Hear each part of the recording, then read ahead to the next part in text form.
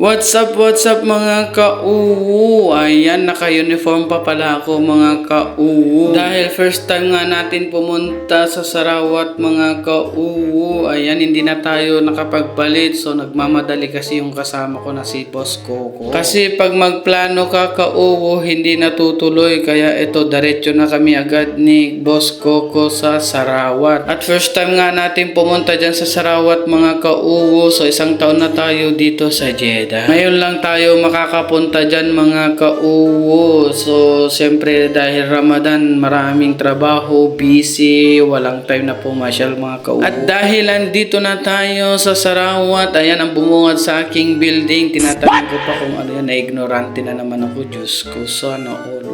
Sorry na. At mainit nga ito mga ka-uwo. Ayan, mahangin, ganyan kaluwang ang Sarawat. So, mall pala ito mga ka-uwo. Akala ko kasi tindahan.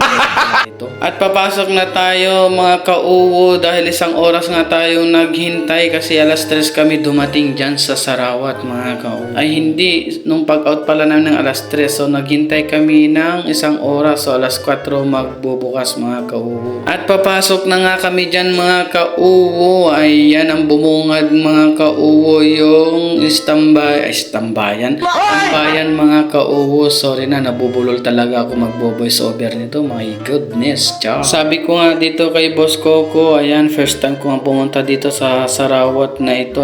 At palambing naman po ang bahay ni Jovelyn Esures mga ka-uwo. Thank you, God bless. Kung nakikita nyo mga ka-uwo, ayan, sarado pa yung mga ibang store kasi nga pumunta kami holiday Eid kasi dyan mga ka-uwo. Ayan, Happy Eid Mubarak po sa inyong lahat dito sa Saudi Arabia kung saan man kayo sa lupalok ng Saudi Arabia mga ka-uwo. At pumasok nga muna kami dito sa unang bukas na store mga ka-uwo at nagtingin-tingin kami ng sapatos. Ayan, maraming salamat sa inyong lahat mga ka-uwo. Antayin nyo ang part 2 ng pag-vlog ko sa Sarawat.